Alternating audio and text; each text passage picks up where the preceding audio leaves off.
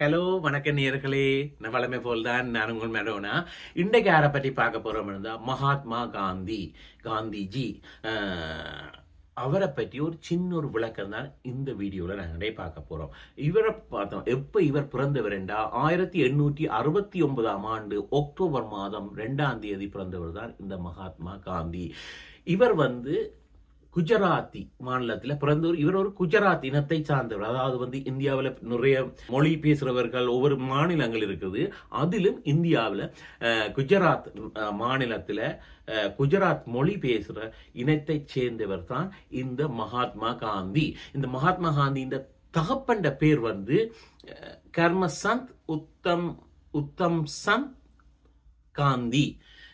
தாயின்ற பேர் பார்த்தீங்கன்னா புத்திபாய். நேர்களை இது என்னண்டா, இது அவர் குஜராத்தில் இந்த பேர்கள் நான் உச்சரிக்கிறது இன்னொரு மொழி என்றால் என்னால் முடிந்ததை நான் அந்த பேர்களை நான் உங்களுக்கு தந்து கொண்டிருக்கிறேன். தகப்பன்ற பேர் அது, தாயின்ற பேர் இது. மற்றது 1883 இவற்ற திருமணம் நடக்குது.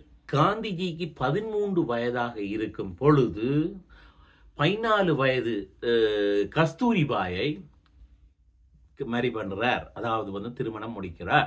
இந்த திருமணம் நிச்சயிக்கப்பட்ட திருமணம். நேயர்களே, ஒரு கேள்வி. இது அந்த இடத்துல அந்த நாளையில அப்படி ஒரு கலாச்சாரம் இருந்தபடியால் தான் அந்த 13 வயது இன்னும் நீங்க ஒரு கேள்வி கேட்கலாம், இது என்ன சின்ன வயதுல 13 வயதுல திருமணம் முடிப்பதாண்டு தலையை தெரிஞ்சு சொரிக்க வேண்டாம். அந்த காலத்துல அந்த இதுல அவையின் கலாச்சாரத்துல அது இருந்தபடியால் தான் மகாத்மா காந்திக்கு அது நிச்சயிக்கப்பட்ட திருமணமாக அது நடைபெற்றது. திருமணம் நடந்து முடிந்து விட்டது. இப்ப அவற்ற தந்தையின் இறப்பு நான் குயிக்கா சொல்லி கொண்டு போறேன். என்னடா, அவற்ற தந்தையின் இறப்பு 1885 ஆண்டு அவற்ற தந்தையின் இறப்பு வந்துட்டது. அடுத்து இவர் திருமணம் பண்ணி இவர் காந்திஜிக்கு ஒரு குழந்தை பிறக்கிறது, முதல் குழந்தை. அந்த குழந்தை கொஞ்ச நாட்கள் தான் உயிர் வாழ்ந்துட்டு இறந்து போய்விட்டது. இப்ப இந்த டைம்ல காந்தியின் மனதை நிறைய பாதிப்படையுது. 2 மரணங்கள், அதாவது தகப்பன்ற மரணமும் இவற்ற மனதை பாதிப்படைஞ்சிருக்குது. தனது பிள்ளையின் மரணம் தால நிறைய பாதிக்கப்பட்ட ஆள் தான் இந்த மகாத்மா காந்தி. அவருக்கு மேலும் 4 ஆண் குழந்தைகள் இருக்கிறது. அந்த பேர் பட்டியல ஏன் இவர் பிள்ளைகளை பற்றி சொல்றாருன்னு நீங்க யோசிப்பீங்க. இல்லை, அது என்னண்டா, இப்படி ஒரு காந்திக்கு பின்னணியில இவ்வளவு இருந்தது என்றதை ஒரு நினைவார்த்தமா நீங்கள் எடுத்துக்கொள்ளுங்க. என்னண்டா, அவற்ற மகன், மூத்த மகன் ஹரிலால். அவர் 1888 ஆண்டு பிறக்கிறார். மணிலால் அவர் 1892 ஆண்டு பிறக்கிறார். ராமதாஸ் 1897 ஆண்டு. தேவதாஸ் 1900 ஆண்டு. இவர் நேர்களை இதுல பாருங்க, முதல் 2 பிள்ளைகளுக்கும் மணிலால், ஹலிலால், லால் என்று இது முடிகிறது. கடைசி பிள்ளைகளை பாருங்க, தாஸ் என்று முடிகிறது. அதிலும் பாருங்க எப்படி ரைமிங்கா காந்தி வைத்திருக்கிறார் என்று. காந்தி இந்த பள்ளி படிப்பை பத்தி பாத்தீங்களா, அவர் ஒரு சாதாரணமான மாணவன். புவரும் இல்ல, ஹையும் இல்ல, பிர்லா வருந்தவர். தனது 18வது வயதுல தன் பள்ளி படிப்பை முடித்து விட்டு இவர் இவருக்கு லோயர் ஆகணும் என்ற ஆசை. இந்த லோயர் படிக்கிறது, பாரிஸ்டர் லோயர் ஆக வேண்டும் என்று, அதாவது சட்டத்தரணி ஆக வேண்டும் என்று இந்த படிப்பதற்கு இந்தியாவில் இருந்து இங்கிலாந்துக்கு செல்கின்றார்.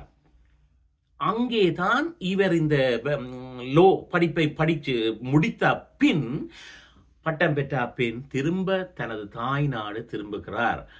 அதுல பம்பாய் என்ற இடத்துல, இந்தியாவில் பம்பாய் என்ற இடத்துல கொஞ்ச காலம் வழக்கறிஞராகத்தான் அவர் கொஞ்ச காலம் வேலை செய்து கொண்டு இருக்கிறார். அதுக்கு பிறகு அவர்கிட்ட தமையன்ற இடத்துல மூவ் பண்ணி அங்க ஒரு நீதிமன்றம் இருக்கிறது. தமையன்ற இடத்துக்கு மூவ் பண்றார். அந்த இடத்துக்கு ராஜ்கோட் என்ற இடத்துக்கு நான் என்னென்ன அது ரிமைண்ட் பண்றதுக்காக உங்களுக்கு சொல்றேன். அங்க சென்று அந்த ஒரு நீதிமன்றத்தில் அங்க வாரவர்களுக்கு ஒரு இந்த பேப்பர் ஒர்க்குகள், படிவங்களை நிரப்பி கொடுக்குற அந்த பணியில ஈடுபட்டு கொண்டிருந்தவர் தான் இந்த மகாத்மா காந்தி. எல்லாம் லோ பெரிய இருக்கிறது. அதோட அங்க அந்த காலத்துல வெள்ளையர்கள், அதாவது ஆங்கிலேயர் தான் ஆட்சி செய்தது. அந்த டைம்ல அங்க உள்ள அதிகாரிக்கும் காந்திக்கும் தகராறு வந்தபடியால் அவரை அந்த நீதிமன்ற வேலையிலிருந்து எடுத்து விட்டார்கள். காந்தி எழுதுகிறார் பாருங்கள், அது என்னை வேட்டையாடியது மற்றும் நான் ஹரிச்சந்திராவை எண்ணற்ற நேரங்களில் நடித்திருக்க வேண்டும் என்று காந்தி எழுதுகிறார். என்னென்றால் அந்த கதை சத்தியத்தையும் உண்மையையும் செய்ய வேணும் என்றதை அவர் படித்து படித்து அவற்ற மனதில் அது படிந்து விட்டது. நான் சத்தியத்தையும் உண்மையையும் செய்ய வேண்டும் என்றது தான் அந்த காந்தி குறிப்பிட்டு எழுதுகிறார். மற்றது காந்தியின் ஒரு குறும்புத்தனமான வேலைகள், அதாவது அது இந்த காந்தியின் அக்கா தான் இதை விமர்சித்திருக்கிறார். இவர் சின்ன வயதுல இவர் ஒரு பாதரசம், அதாவது அந்த அந்த ஹீட்டுக்கு மேல போகும் கீழே வரும் தெரிந்தானே பாதரசம், அந்த பாதரசம் போல்தான் இவரை வர்ணித்திருக்கிறார். என்ன காரணம் என்றால் இவர் ஒரு இடத்துல இருக்க மாட்டார், அங்கே ஓடுவார், இங்க நடக்கிறது ஓடி திரிந்து அலைந்து திரிவதைத்தான் அவர் மகாத்மா காந்தி சின்ன வயதுல அந்த அந்த இதுகளைத்தான் அவர் விரும்பினார். அதனால அவருக்கு கிட்டத்தட்ட ஒரு பாதரசம் மாதிரி ஒரு இடத்துல நிக்காம அங்க இங்க ஓடி திரிகிறார் என்று வர்ணிச்சிருக்கிறார். அத்தோட இல்ல, காந்தி இன்னும் ஒரு வேலையும் செய்வார்.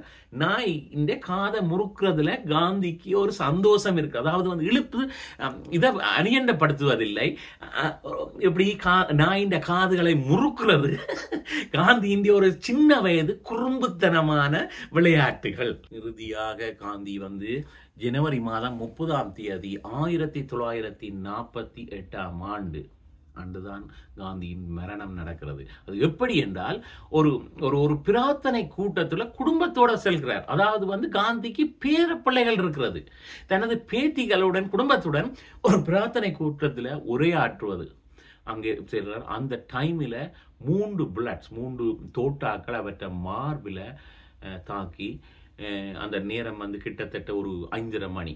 அந்த டைமில் மார்பில் பாயுது. அதுல இருந்து ஒரு 30 மணி நேரத்தில் காந்தி இறக்கிறார். இந்த காந்தி இறந்து விட்டார். ஆனால் இன்றைக்கு, அதாவது இன்றைக்கு நான் உங்களோட மீடியாவில் பேசிட்டு இருக்கிறேன், 2024ஆம் ஆண்டு இன்ற வரைக்கும் காந்தி எனக்கு பேசிட்டே இருக்கிறேன். அதே மாதிரி இன்னும் ஒரு பிள்ளை பிறக்கும் நெக்ஸ்ட் இயர், ஆனா அதுவும் காந்தியை பற்றி பேசும். பாருங்கள், மகாத்மா காந்தி, இதுதான் இவரின் சாதனை. ஒரு பெரிய வீடியோ நான் உங்களுக்கு ஷோர்ட்டா தந்துட்டு இருக்கிறேன். வளமே போலதான் லைக் பண்ணுங்க, ஷேர் பண்ணுங்க, சப்ஸ்கிரைப் பண்ணுங்க. அப்பதான் நான் போடுற வீடியோக்கள் வரும். நன்றி, வணக்கம்.